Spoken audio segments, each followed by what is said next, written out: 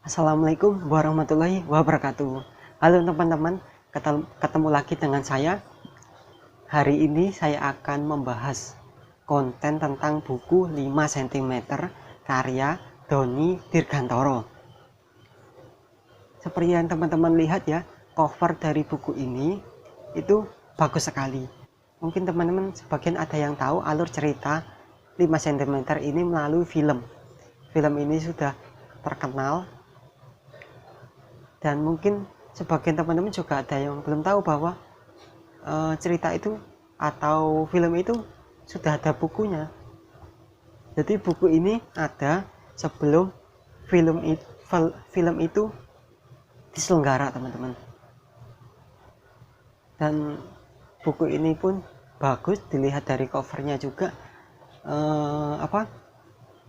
Dilihat dari covernya itu mereka sedang seperti melakukan perjalanan di Gunung Mahameru. Mereka ada 5 orang mereka sedang berjuang untuk ke puncak sambil memegang tali supaya nggak jatuh ya teman-teman. Dan seperti yang teman lihat, di bawah mereka itu sudah ada awan, berarti mereka posisinya sudah di atas awan, teman-teman. Dan di ujung sana itu ada matahari, dan matahari itu adalah matahari 17 Agustus, teman-teman. Jadi mereka itu berangkat pada dan sampai ke puncaknya itu pada tanggal 17 Agustus, pas bertepatan dengan kemerdekaan Republik Indonesia, teman-teman. Mungkin teman-teman belum tahu Doni Dirgantara itu siapa. Nah, di sini, di konten ini, saya akan memberitahu ke teman-teman Doni Dirgantara itu siapa, yang sudah bercerita atau yang sudah membuat cerita ini. Dia itu siapa sih, Doni Dirgantara? Dan saya akan menjelaskan juga tokoh-tokoh dari pemeran 5 cm ini siapa saja, dan watak mereka itu seperti apa. Kita akan bahas ya. Jadi Doni Dirgantara itu, teman-teman, dia itu lahir di Jakarta 27 Oktober 1978. Sulung dari 4 bersaudara, ini menghabiskan seluruh waktunya dari kecil hingga besar di Jakarta, menyelesaikan masa-masa putih abu-abu di SMU 6 Jakarta, sekolah yang sampai saat ini masih dibanggakan karena kenangan-kenangan yang menyenangkan dan tak terlupakan. Kegemaran menulis dan membaca sudah ada semenjak mulai bisa menulis dan membaca. Konon hal ini akibat sang papa meletakkan banyak buku di sekitar ari-ari putra sulungnya. Ya. Aneh juga ya. Kita lanjut. Kegemaran menulis pernah mengantarkan menjadi juara pertama lomba menulis dan membaca puisi yang diselenggarakan salah satu instansi pemerintah. Salah satu kenangan tak terlupakan di sekolah adalah ketika gurunya tak percaya bahwa dirinya sudah berhasil menulis puisi, sementara di lingkungan tempat tinggalnya ia dipercaya menjadi ketua Karang Taruna selama 6 tahun berturut-turut dengan alasan karena bisa menulis proposal. Selepas SMU, ia melanjutkan studi di STIE, Perbanas Jakarta, dan ikut aktif dalam segala kegiatan kampus. Pengalaman gagal mendapatkan beasiswa pada salah satu kegiatan pelatihan kampus tidak membuatnya putus asa, tetapi pada tahun berikutnya justru mengantarkan menjadi ketua penyelenggaranya. Bahwa teman-teman lain, ia berhasil mendapatkan beasiswa bagi peserta pelatihan. Bahkan kadang-kadang tanpa diduga, ia sering mendapat beasiswa dari kampus. Saat-saat terbaik sebagai mahasiswa adalah ketika bergabung dalam barisan menegakkan reformasi tahun 1998 yang membuatnya bangga menjadi bagian dari bangsa yang besar ini. Selain maniak film dan fotografi, bertualang ke alam terbuka adalah hobi yang paling disukai, sekaligus menyembuh dari otaknya yang selalu minta berpikir keras, yang membuat orang baru pertama ketemu pasti terjebak dalam persepsi ini orang tipe pemikir dan cool, atau ini orang gila ya. Jadi semenjak SMA pun penulis ini sudah suka untuk menulis, suka membaca juga. Terus selain itu dia juga sudah sudah dari kuliah itu sudah seneng atau hobi naik-naik gunung, dan hobi yang paling disukai lah sama dia itu yaitu meriak film dan fotografi. Terus sering ke alam juga, ke gunung-gunung. Makanya nggak heran kalau penulis ini membuat judul 5 cm ini mungkin 5 cm ini berdasarkan pengalaman dia, sehingga dia itu berhasil dan mampu menyelesaikan buku yang setebal ini teman-teman. Dan kalaupun difilmkan itu sangat-sangat bagus. Ini kalau saya lihat ya, ada 380 halaman teman-teman. Nah itu buatnya seperti apa dan buatnya berapa lama? Mungkin sangat lama ya teman-teman ya, bisa aja 1 tahun atau lebih. Saya kurang begitu tahu sih ini buat bukunya sampai berapa lama, soalnya di buku ini tidak menjelaskan, penulis tidak menjelaskan berapa lama dia itu menyelesaikan buku ini. Dan buku ini diterbitkan oleh PT Gramedia Widya Sarana Indonesia 2005 teman-teman. Dan lanjut kita memasuki 5 tokoh yang dibahas di film ini atau di buku ini. Kita cari dulu ya teman-teman ya. Nah ini teman-teman, namanya itu ada Ariel, terus Riani, Jafran, Ian, dan Genta. Itu mungkin teman-teman belum tahu, hanya tahu orangnya aja, tapi nggak tahu atau mungkin lupa nama-namanya dan nggak tahu watak dari mereka itu sendiri. Ini saya sedikit bacakan tentang mereka, tapi nggak lengkap teman-teman, hanya saya ngambil kesimpulan aja dari watak-watak dari kelima tokoh ini. Salah satunya itu Ariel adalah sosok yang paling ganteng di antara mereka. Badannya itu teman-teman, badannya si Ariel ini, dia itu tinggi, gede, hitam gitu teman-teman. Pokoknya sporty lah. Ariel ini tampilannya selalu rapi. Baju kebangsaannya adalah hem. Jadi kalau kemana-mana itu pakainya hem terus, karena itulah baju kebanggaannya si Ariel ini, cowok yang sporty deh pokoknya, kata si buku ini atau kata si penulis. Dan Ariel kalau makan harus ada kecap teman-teman. Dan aneh lagi, suatu ketika si Ariel ini dia itu makan sayur sop, tapi dia itu pakai kecap. Aneh kan teman-teman ya, apa rasanya coba. Dan anehnya lagi, dia itu kuliah fakultas hukum tapi nggak paham hukum. Aneh kan? Kalau teman-teman ingin tahu lebih detailnya seperti apa, beli buku ini dan baca. Soalnya di film itu nggak menjelaskan tentang ini. Ya sudah, kita lanjut lagi. Ariel itu pokoknya orang yang biasa aja tapi asik teman-teman. Jarang nyela, jarang bercanda, tapi kalau ketawa paling keras. makanya kalau ada dia jadi ramai. Itu watak dari pemeran si Ariel ini. Lanjut ya teman-teman ya, tentang Riani.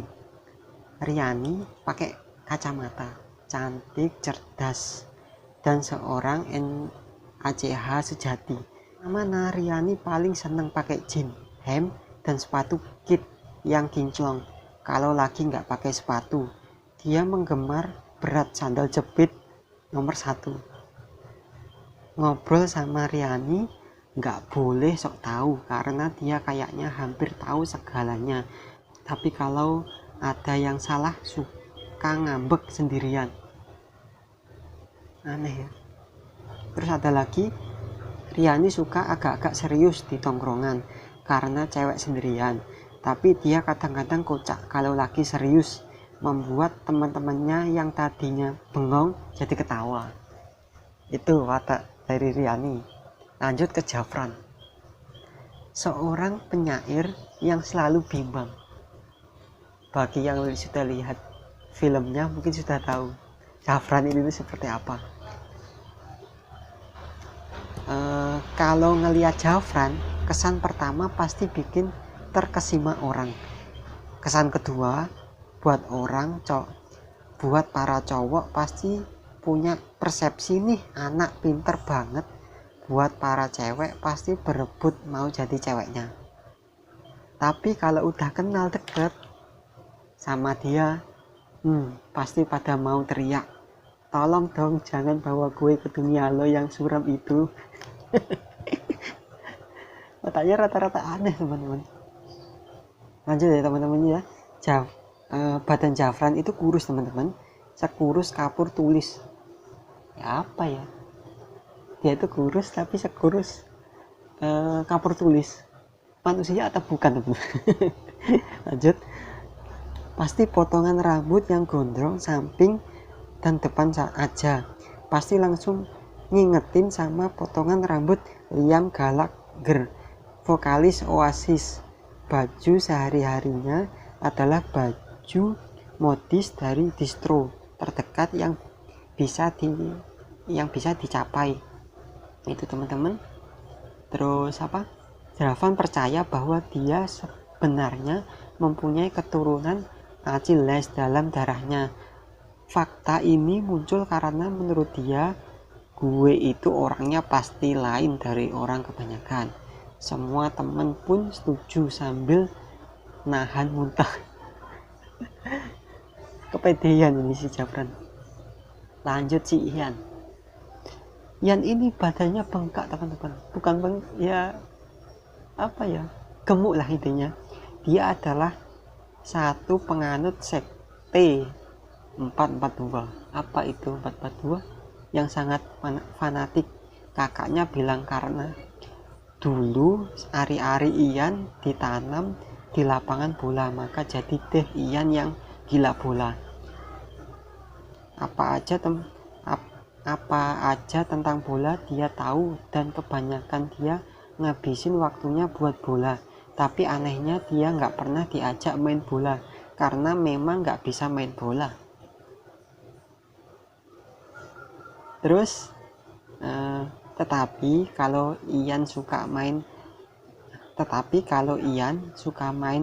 Caption Shift Manager, maka harddisk komputernya bisa teriak-teriak, soalnya bisa sampai 3 hari tuh komputer lembur.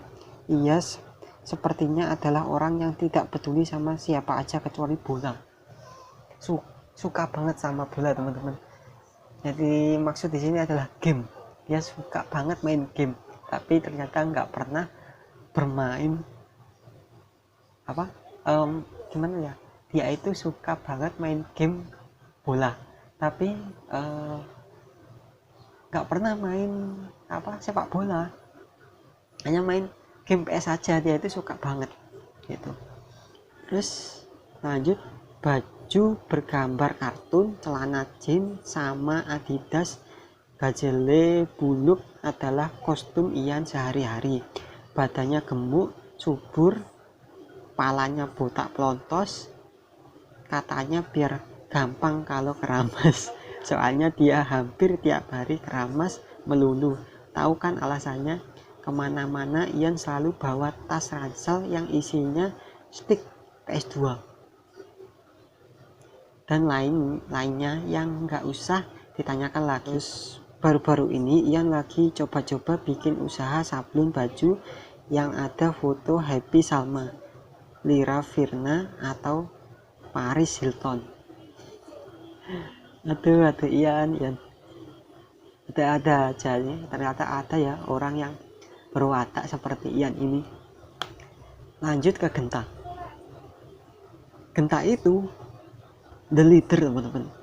Nggak ada yang tahu kalau Genta adalah fan berat Riani. Bahkan Riani sendiri enggak ngerasa Genta bisa dibilang adalah orang yang mementingkan orang lain daripada dirinya sendiri. Genta percaya pepatah yang paling sering ada di film Indonesia zaman dulu, kalau jodoh nggak akan kemana. Makanya dia santai-santai aja, malah kadang-kadang nggak peduli. Nggak ada yang bisa diceritain banyak tentang Genta karena tabiatnya hampir persis sama dengan Riani. Genta suka sekali dengan berbagai jenis film. Film favoritnya adalah filmnya Sean Connery dan lain-lain. Anehnya keempat temannya paling nurut sama Genta. Kata Riani, Genta itu segalanya yang dibutuhkan sebagai seorang teman. Terus singkatnya, tanya kalau Jafran ditanya siapa yang paling enak ditanya bikin puisi atau bikin lagu bareng, pasti dibilang pasti enak sama Genta. Kalau Ian ditanya siapa yang paling enak diajak glodok bareng atau main bola di PS2, sama aja jawabnya pasti sama Genta. Kalau mau curhat, keempat temannya setuju paling enak curhat sama Genta. Mungkin itu ya teman-teman ya, saya tadi sudah menjelaskan tentang dari penulisnya itu sendiri itu siapa dan pemeran-pemeran itu tadi siapa ya, walaupun nggak semua tapi sebagian. Mungkin setidaknya teman-teman sudah tahu penulisnya ini namanya siapa, yaitu Doni Dirgantoro, asal usulnya seperti apa, dan pemeran-pemeran dalam film dan buku ini itu wataknya siapa dan namanya siapa. Dan bagi teman-teman yang belum lihat film ini, silahkan lihat di YouTube. Dan kalau teman-teman ingin melihat cerita detailnya, bisa membeli buku ini di Gramedia sudah banyak, atau beli di Shopee, Lazada, atau Bukalapak pun pasti sudah terjual banyak teman-teman, dan teman-teman bisa membeli di situ. Bukunya pun bagus ya, kalau punya saya ini karena sudah saya baca, dan saya membaca ini membutuhkan waktu hampir 1 bulan teman-teman, makanya sampai lecek kayak gini gitu teman-teman ya. Ya sudah, itu aja konten untuk hari ini. Pembahasan hari ini yaitu buku tentang 5 cm. Semoga teman-teman puas dan mendapatkan informasi tentang film dan buku ini karya Doni Dirgantoro. Udah begitu saja, terima kasih. Jangan lupa di subscribe, terus di like, di komen, beri komentar ya teman-teman ya. Jangan sampai nggak beri komentar, soalnya supaya aku itu bisa memberikan konten-kontennya lebih bagus gitu teman-teman ya, selalu bagus dan yang teman suka gitu, atau teman-teman itu ingin membahas suatu buku, terus bukunya itu request dari teman-teman, itu nggak apa-apa, nanti saya carikan sampai dapat, biar teman-teman suka. Ataupun buku itu belum pernah teman-teman baca, terus ingin saya baca, terus ingin dibuatkan konten, ya nggak apa-apa gitu. Ya sudah, gitu aja teman-teman ya. Terima kasih. Assalamualaikum warahmatullahi wabarakatuh. Terima kasih.